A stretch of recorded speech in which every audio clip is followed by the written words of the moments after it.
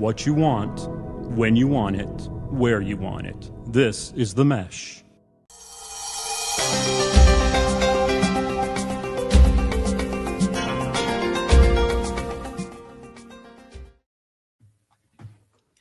Loss of mobility can happen gradually or suddenly, making everyday activities more challenging for older adults and the families who support them. In this podcast, we explore how to recognize when it may be time to consider mobility solutions and how to assess changing physical needs and limitations. Learn about common types of durable medical equipment, or DME, such as canes, walkers, wheelchairs, and other assistive devices, and how to select options that promote safety, independence, and quality of life. Stay with us. We'll be right back.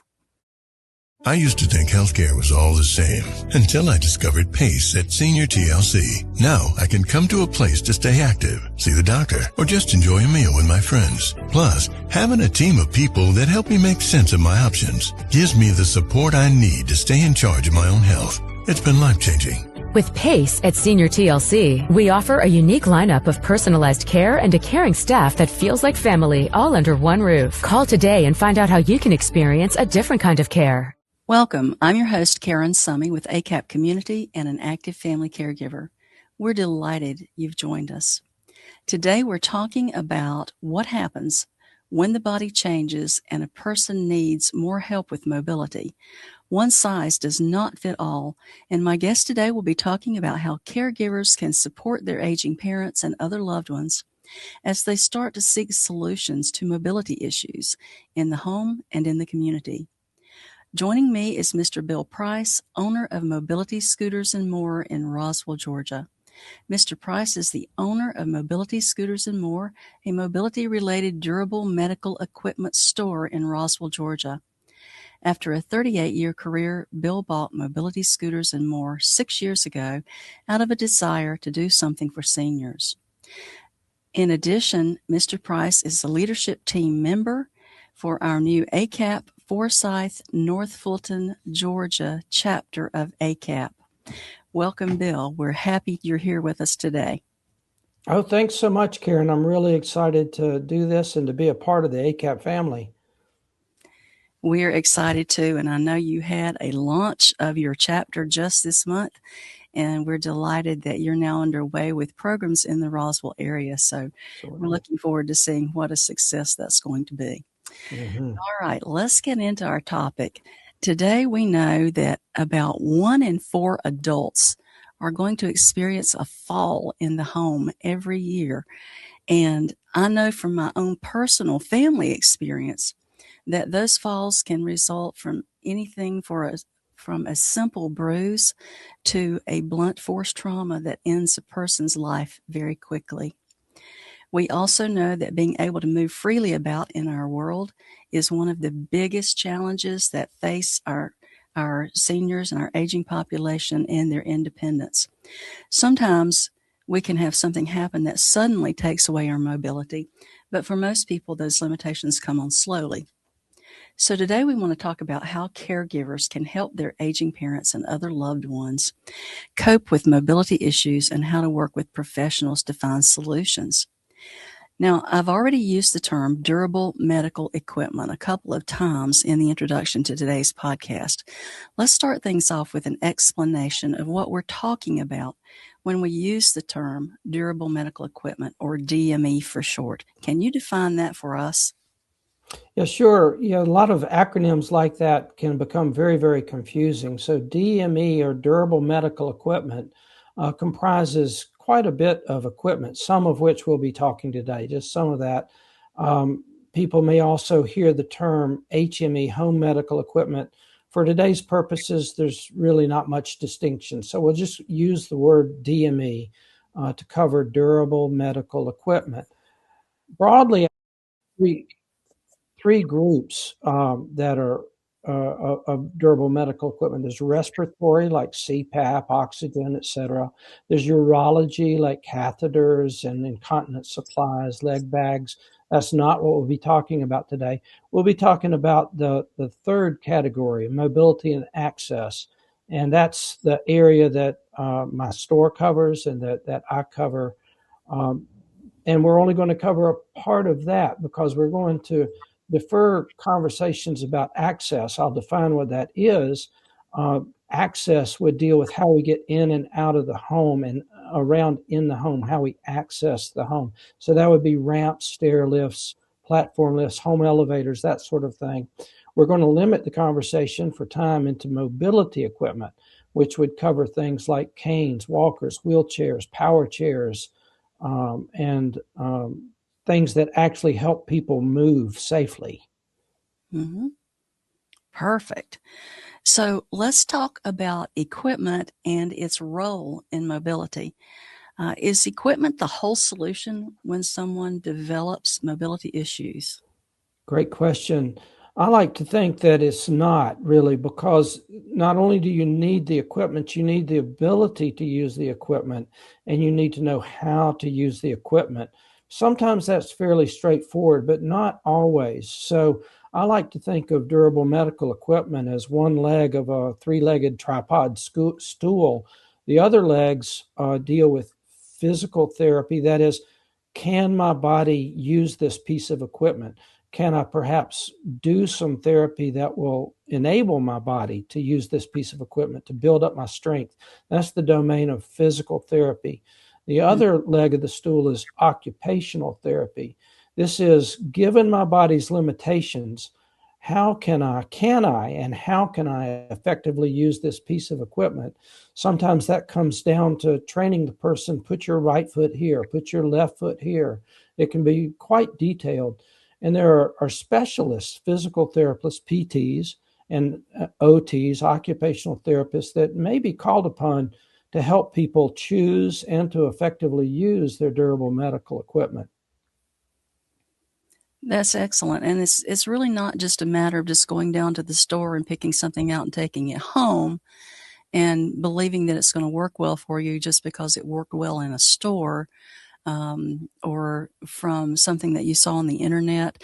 Right. There's a lot to be said about features of equipment and that sort of thing, which I'll get into a little bit later. But it's interesting to know that there is a team of people involved in trying to make the best decisions for someone who has those mobility issues. Right. So thank you for that.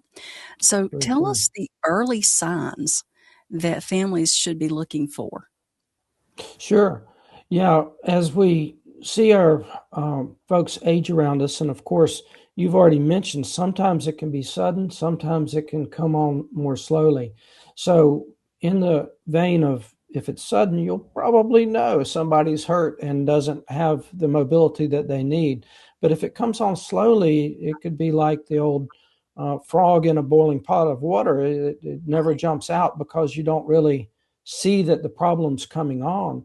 So you can sometimes see, or get the person to see, have conversations with them.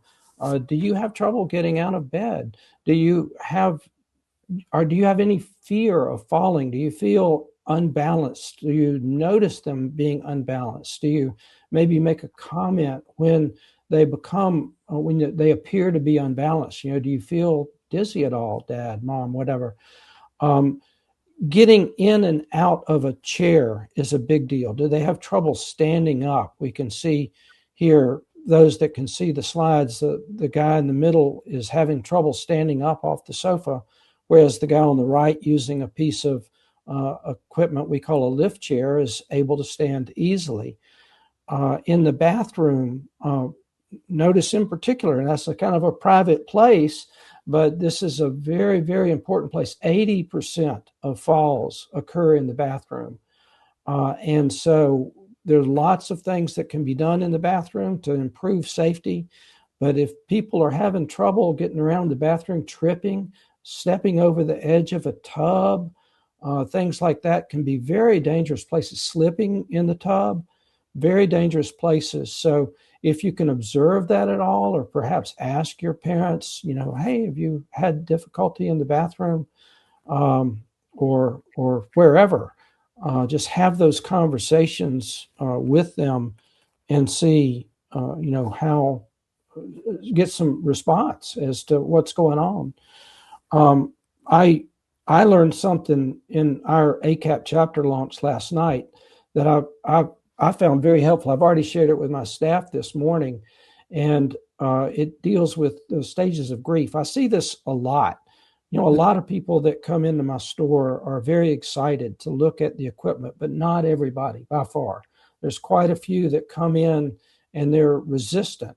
And what the speaker at our chapter meeting last night revealed to me, the topic was having difficult conversations with your aging parents, was that oftentimes aging parents are in some stage of grief.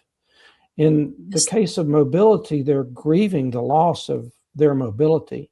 So they can go through the 5 stages that most people have heard of: denial, anger, bargaining, depression, acceptance. And I see all these where people will come in, I don't need a scooter.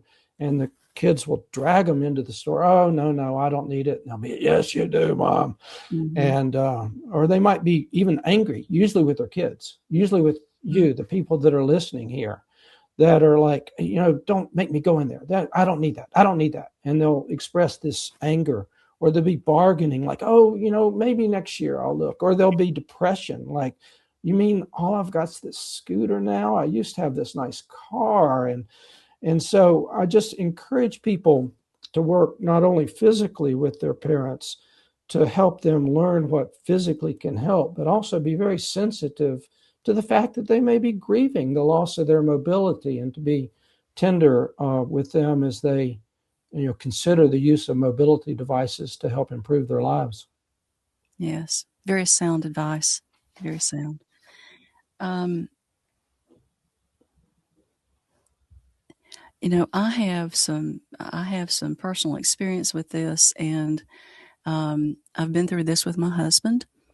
I've been through this with my mother, and my mother is currently working through the whole Medicare and kind of support system for getting a mobility device, and she's very frustrated with it right now. And so frustration is another big piece of that, whether you are a caregiver trying to assist a loved one or the person who is actually needing the device. Frustration can be very high about that. So I appreciate that word about being gentle and walking carefully through that journey with them. Okay. And I believe you might have another personal example. Is that true? I most certainly do. My wife, when I was considering buying this store about 6-7 years ago, a little over 6 years ago, my wife was a very young 54-year-old, very active, and she was talking to me. I felt this urge, this call to do something with seniors, and I lit upon this idea of the durable mobility equipment store. I ended up buying an existing one, by the way. And my wife was like, I just don't know, Bill, that, I don't think people need scooters and stair lifts much. I don't know that people need that. Yes, they do, honey. And, well, okay, if you say so, I'll go with you. And shortly after we bought the store, she suffered a compression fracture in her back. And the only way that she could get from our main floor to our bathroom, or to our bedroom, which was on the upstairs floor, was on the stair lift. So, of course, my wife's my pinup girl, but she's also my poster child now, because the only way that she could get to our bedroom upstairs was on the stair lift. This is a picture of her going up the stair lift. She's got her back brace on there. She's not just modeling this. She could not go up those stairs without this. For a few days until I could get one in, she was having to slide down the stairs on a towel or be drug up the stairs on a towel. It was bad. The only way she could get from the bed to the bathroom was on a scooter. The only way she could get to the doctor was on a transport chair. And so, she again kind of became my poster child. And this is to say that, as you said in the intro, Karen, the problems can come on at any time in life. And sometimes from a mobility perspective, it's almost easier in a way if they're sudden, because it's quite clear. You need the mobility assistance. If they come on gradually, it's a little bit harder. But statistics show us that people over 65, that 1 in 4, 25% of people over 65 have some mobility issue. When it comes to people over 75, 1/3, 30% plus of people have some mobility issue. So it's quite prevalent. And so folks that do have the issues are not alone. And you kids that are looking at your parents, it's like, no, it's not some outlier. It's very possible if you think they might have a mobility issue, they do. So. And I'm so glad that you talked about your wife and the issues that she had. And a final example with my husband, and I have his full permission to use his as an example today. We've talked about it.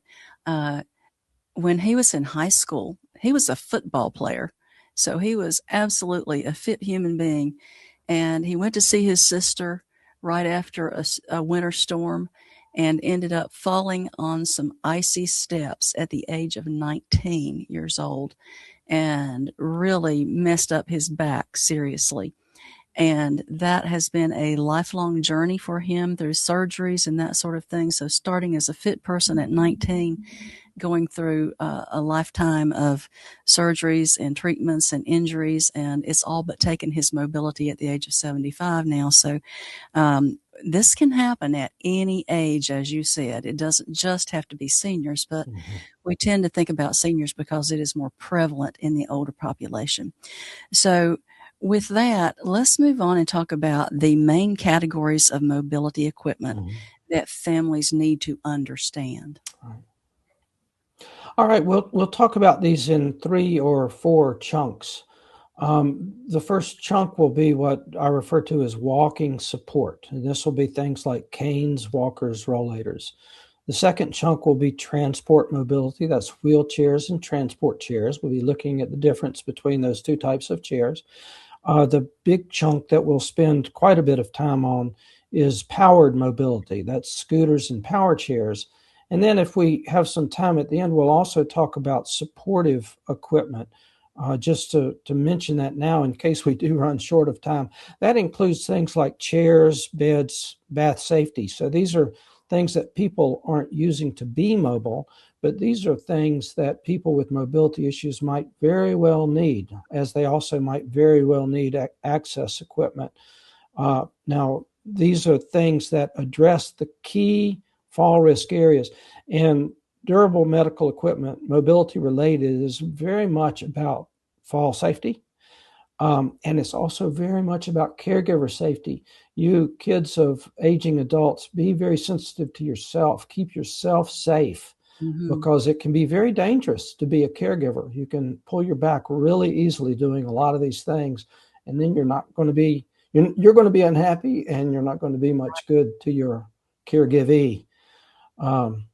So the beds, lift chairs, if we don't get to them, beds, lift chairs, and bath safety address key areas of fall risk that not mobility equipment per se, but very likely needful for someone with mobility issues. Right. Okay. All right. So do you want to start with the canes and walkers? Do you have more information Sure. about, or we break this down? Let's do that. Yeah. Good. Yeah, about 1 million people use canes and walkers. About 1.8 million use some form of mobility device, and about 1 million of that is canes, walkers, rollators in that area. In fact, canes is about 4.8 million, so I'm not even including those when I do the 1.7 million that gets into the actual wheeled mobility and whatnot. Canes are where a lot of people start, if you will. I'll introduce a concept. Yeah. That one at the top left. I've never seen one like it, so tell me about that one. Yeah, that's very, very interesting, and I'm glad you're drawing attention to it. That is a special form of cane.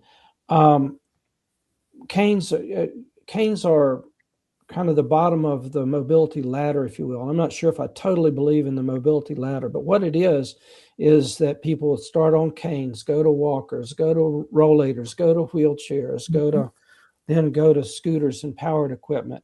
It's useful to think of that, but it's not really all that true. a lot of people will use a lot of these things for different activities of life along the way. But canes, and this particular cane is a particular brand called Strong Arm.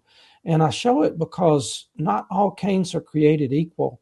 You can get lots of canes at any grocery or store around there. So it's not that big of a deal to find access to canes, but your local durable medical equipment provider can help you with some specialty canes like the Strong Arm that's shown here. Very, very interesting. It acts largely like a forearm crutch, but it's quite stylish and very comfortable to use. So there are quad canes, different kind of canes. There's side step walkers for people that have really severe walking impediments but can still walk. There are lots of things that your local provider can help you choose. The item to the right, if you're being able to see the graphics, is called a walker. So a walker is the thing that you've seen everywhere. They often have tennis balls on the back. Sometimes they have wheels on the front or not. These two, though, that it seems so simple and straightforward. We'll see a slide in a moment, not quite yet, Andrew, but we'll see a slide in a moment why it's not just a straightforward thing to choose a walker. And even what you put on the back end of it. I know everybody's seen the tennis balls. There are also like skis you can put on. Some are better for some. Your tennis balls are great for hardwood and tile, not so great for concrete, things like that, or carpet. The little skis are better. So your local provider can help you choose how to configure your walker. The items on the bottom are what we call rollators. Rollators have 4 wheels, and the traditional rollator is on the left in the picture, if you can see it. It's got 4 wheels. It's got brakes, so you can help yourself brake. It's typically got a seat that you can sit on to take a break. Don't push yourself around on it. That's not very safe, although lots of people do. Be very, very careful because they're not meant to pedal yourself around on. They're meant to maybe take a break on. And then a new type of rollator that's come out is called an upright walker, that you can put your forearms in cups and help you stand more erect. So, yeah, we can look at the next slide that goes to. Yeah, I want to make just a couple of comments before we talk about the posture. So we have some experience with most of these pieces of equipment. And for our listeners out there today, we will have a document that you can download from the audio podcast so that you can take a look at all of these items as well. So just want to make you aware of that. But about these rollators, so, we started there in our household, and my husband would roll around on his in the kitchen. And what we started to learn is that they really aren't designed to be kind of like a wheelchair, because these rollators have stress points in them and the wheels can break off. There's a place where they can break, and he actually had a pretty bad fall when he was in the kitchen doing some work near the stove, and I was so grateful he wasn't burned, because the wheel and I hit the microphone. The wheel just collapsed off the rollator from the stress he had put it under, not using it properly. And yeah, he ended up with an ambulance ride on that one because he hit his head, but we were grateful it was no worse. But yes, I encourage people to use the equipment as it is supposed to be used, and not to try to make it into something else, because you may not have the best outcome with that. Very wise. Yeah, very wise. And to use these things is not just pick it up, use it out of the box. It needs to be adjusted to the right height, and you need to use it correctly. If a walker, for instance, is too low, you're going to be hunched over using it. You're going to hurt your back rather than help your back by using that walker. If it's too high, your shoulders are going to be hunched up. Or worse yet, you're going to be incented to stand behind it and reach your arms out straight. That's not safe either. That's particularly unsafe with a rollator, because if you get the rollator out in front of you, it can slide out. It can roll away from you. And by the way, not everybody's appropriate for a rollator. If you come out of a hospital with hip surgery, the surgeon's going to tell you no rollators for at least 2 weeks. Not everybody's appropriate for a rollator because they can get away from you. Now, this is partially adjustment is key. It needs to be adjusted correctly, but a lot of it is learning how to use it correctly and reinforcement of how to use it correctly. You kids of aging adults need to help your parents and remind them to stand up straight, to stand in the walker or rollator. And you're the best feet on the street to help your parents use these things safely.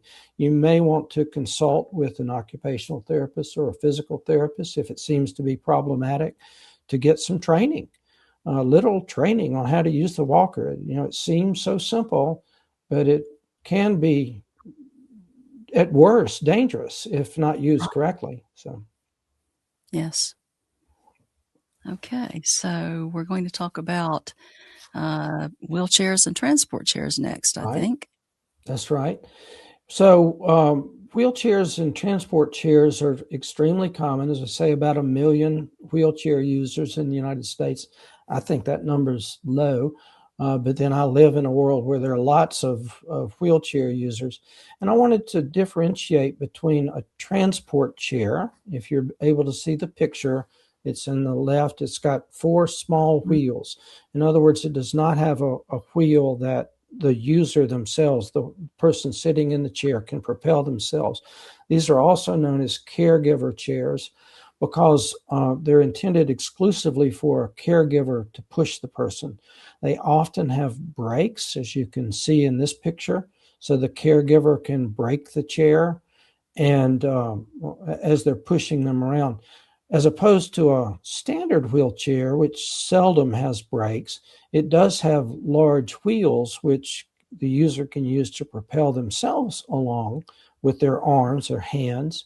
And these are, of course, very common. Everybody's seen these, but they come in lots of different brands, sizes, models, weights. In general, the transport chair is much lighter. So people whose primary concern is transporting their loved one to and from the doctor, in and out of the house, may consider a transport chair. It's much easier to load in the car. None of the mobility equipment, if you're going to be using it outside the house, is any good unless you can put it in the car. So choosing something that you can deal with, sometimes the user themselves, oftentimes a caregiver, choosing not only what's good to use, but what's good to transport is extremely important. So one of the problems that we had in our household was when we started to look at wheelchairs was knowing that I would be the caregiver and that I needed to lift a wheelchair into our vehicle. We have a crossover that has a flat hatch to it, so that much was good, but some vehicles will have wells in the back for a trunk where you have to lift up and over and down into. So that makes a big difference on what you can and can't lift, perhaps. The other thing is some of the chairs will fold flat so that they're folded side to side and you still have all the height of the wheelchair there. And some of them fold flat so that you have to reach down toward the ground to fold and unfold and reach down to pick up and that sort of thing. And all of that makes a difference as to what the person who is responsible for loading a vehicle is going to need to do. Right. And not all chairs are very lightweight either. What we found on average was 30 to 40 pound arena. Some went a little bit more than that, especially when you start to add power, which we'll talk about in a little bit. But you have to be very careful about what the caregiver is able to do and whether that is going to cause or exacerbate any physical issues they already have as well. So all of these things are good to keep in mind as you're choosing a chair. So with that, and I really appreciate you talking about the differences between these chairs. I had not considered the difference between a transport chair and a wheelchair, although the wheel size is obvious. And how a person could propel themselves with that. And if your loved one that needs the chair has shoulder issues or arm issues or strength issues, that self-propelling is not as easy as it sounds either, because they may not be able to do that. Or do they have carpet at home? Because these don't roll as well over carpet in the house as they do over hardwoods or tiled floors and that sort of thing. So True. all of this could be made into a checklist of things to just watch for as you're making decisions about what you want to buy. Right. So with that, let's move on to the power equipment now. Mm-hmm. This is very important. It's a major investment for a lot of people. Sometimes things like Medicare will pick this up or pick up a portion of the cost, but not all of it. Mm-hmm. So it's important to find out what your situation is, what your insurance will cover or not cover, what the documentation is that needs to be gained before you can start that process. And so I know that we had a ton of questions when we started down this path. So let's talk about those power pieces of equipment, Bill. Right. Yeah. This is a big part of my practice and where people come in. And I'll Medicare is a whole big topic, as you mentioned, but I'll mention that a lot of durable medical equipment providers, such as myself, don't accept Medicare or insurance. It just doesn't fit well in our business model. So even those that are like me that don't accept it very much welcome people into their store to try it, because it's very important to try these things out before buying them. Obviously, take me with a grain of salt because I've got a brick and mortar store, but you really want to try this stuff, if at all possible, before making an online purchase, and make sure that whatever you're looking at getting can be serviced as well. A lot of the cheap things that you get on the internet, they may be good for a while, but if they break, they're done. Just treat them as disposable. So if you can at all, get into a durable medical equipment provider where you can sit on these things. 2 chairs that look exactly the same from different brands, people will swear that one's more comfortable or not comfortable at all. And it's only your body that can tell you that. No amount of statistics or reading about them. So try to go try them out. Now, people, when they come in to my store, I'll start with 101 right at the front door, power chair or scooter. Now, in the picture, if you can see it on the left, is a power chair. A power chair looks like a wheelchair. It's got a joystick in the arm. It's controlled by the joystick, like a kid's gaming joystick. Adults adapt to it very quickly. So it's not a scary thing. It can be the very first time you try it, but you adapt to it very, very quickly. That's a power chair. Joystick in the arm, looks like a wheelchair. A scooter, on the other hand, has what we call a tiller out front. You see these at grocery stores and big box stores all the time. That's a scooter. Now, the scooter you'll get for yourself or consider for yourself will be much smaller than one of those shopping store scooters, but that's a scooter. Why people would choose a power chair versus a scooter is that power chairs are much more maneuverable. They turn in place. And so they're wonderful for inside the house use where you've got tight spaces. Scooters, on the other hand, take a little bit more time to turn, more space to turn.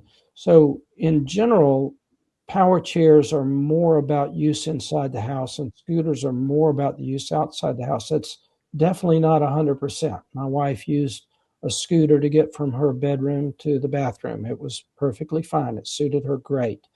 But in general, folks that have power chairs are going to be spending more time in them. They're probably going to be conducting many of their ADLs, that's activities of daily living, in the chair and staying in the chair more and using it more inside the house where it can turn and make very sharp turns inside the house, basically turn in place. Scooter is more about getting from point A to point B and getting off, and therefore is more about use outside the house. Again, every situation is a little different. So, each person needs to come in, consult, try, think through how you're going to use these things on a daily basis. There are gobs of different models of power chairs and scooters. Some are set up to be more comfortable. Some are set up to be more transportable. The chair on the left in this picture is known as a folding power chair. That particular one that's in that picture weighs about 40 pounds. You can get these down to 27 pounds. As Karen was saying, a standard wheelchair is often 35 pounds or more. And now you can get a folding power chair down as low as 27 pounds. Very remarkable. Scooters and power chairs can be either of a folding variety. You fold it and pick up the whole piece, in which case the piece better be made out of very light material like carbon fiber, or they can be transportable, where you break them into 4 or 5 pieces. Now, this can be done by an able-bodied person in just a few seconds, 12, 15 seconds. So people have been doing this for forever, and you end up with a device that's more comfortable and more functional and less expensive, by the way, if you can go that way. But again, in my store, I've got about 40 different scooters and about 30 different power chairs. So there's lots to choose from. If at all you can, get into a shop where you can try them out and see what fits your body and your needs. Think through your needs. And those needs including transportation. How am I going to carry this? Think through what suits you the best. Right. And just a couple of points that things that we encountered. And so hopefully these will be good tips for those who are searching for this equipment. You mentioned in the home equipment and then in the community equipment, and literally the power chair or the power scooter can be either one, but the scooter's a little bit better out in the great world. But there are instances where it may not be. For example, where are you going to need the device? Many seniors are going to be in and out of doctors' offices, clinics, hospitals, and that sort of thing. And our experience has been that the power chair will go through those offices very well, but the power chair comes apart in 4 pieces on our particular model. It is very easy to disassemble, reassemble, and that sort of thing. It's very quick. Unfortunately, the lightest piece of that wheelchair, the power wheelchair, is 34 pounds. And that's getting a little bit on the tough side for me. So be cognizant of that. But when you get into a facility like a doctor's office and exam rooms and that sort of thing, you're going to have a very tight, narrow space in most instances that are not necessarily made for any of these vehicles, but the power wheelchair might get in and out of there a little bit better with a 0 turn radius, whereas the scooter is longer and it's going to require a bigger space. So we have found that we often have to back into an exam room with a scooter.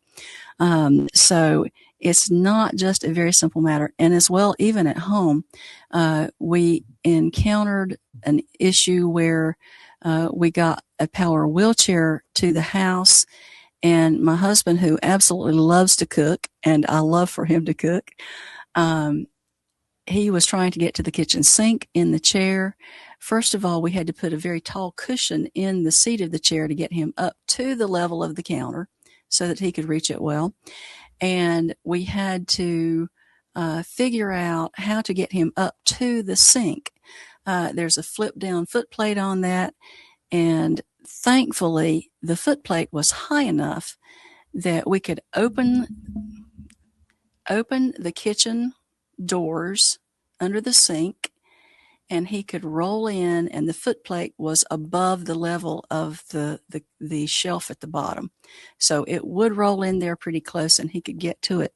But those are all considerations of things that you would need to know or think about as you're buying this equipment for your home. And an occupational therapist or a physical therapist might be able to help you think through those types of activities you're going to have where you need to get in and out of these areas. And obviously, I'm telling you, we have this equipment. This equipment is right for us because the mobility issues are there, and he needs something to keep him active and engaged. But it is a very strenuous process just choosing the right equipment for your own needs. So give it time. Don't just think, Medicare is going to pay for this. Let's go to the store. Let's get it. Because you need to do that due diligence to make sure that the equipment you're going to buy is the right one for you, and not spend that money or that insurance benefit before you have the right piece of equipment. So those are some tips that I have for you. Okay. Well, Bill, we've talked about a lot, and I know we're getting short on time. So besides mobility equipment that we've covered, is there any other equipment in the home that's important for people with mobility issues? There is. I mentioned it a little bit before, but we'll hit on it quickly as we wrap up here. I broadly categorize this equipment as supportive equipment. It's definitely mobility related, because people with mobility issues are probably going to need to consider this equipment, although it's not about carrying a person from one place to another. The first couple things that I would mention in this category are lift recliners and high-low beds. So a lift recliner, there's a picture here of one that's fully up, it's lifted, helps the person get out of the chair. That can be huge. We all, kind of regardless of age, can have some difficulty getting up out of a deep recliner that's very, very comfortable. And the lift recliner helps solve that problem. It can also recline to a great deal. Now, if you get a good lift recliners are not just pieces of furniture. You can go to your furniture store and get a recliner, maybe even get a lift recliner. But if you go to a durable medical equipment store to look, you'll get a device that is actually meant to be a medical device. Some of these can help with a very, very common situation, edema or lymphedema, where you've got fluid collecting in your legs. And the doctor will tell you there's a medical position called the Trendelenburg position that gets your feet above your heart. And many of the chairs can help you get into that Trendelenburg position, which is therapeutic.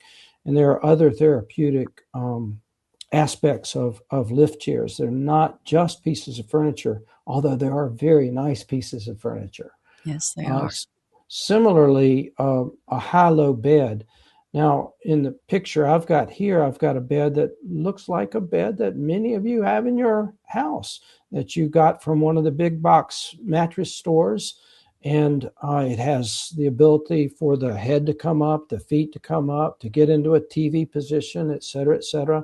A high-low bed will combine that and the ability to go high and low, to raise and lower, like a hospital bed. You could get just a hospital bed to do this, but many people want a nice bed. They don't want to live in a hospital bed. So Right. Consider at least a high-low bed. Why you would want to is to get the bed to match a transfer height. Huge. If you're trying to move from a bed into a wheelchair, number one, it's a danger point. That's a real fall risk point, and it can be a huge difficulty. If you're trying to come out of a wheelchair into a bed that's much taller than the wheelchair, it can be a big difficulty on the caregiver to help that person get up enough to get in the bed. A huge place for caregiver injury.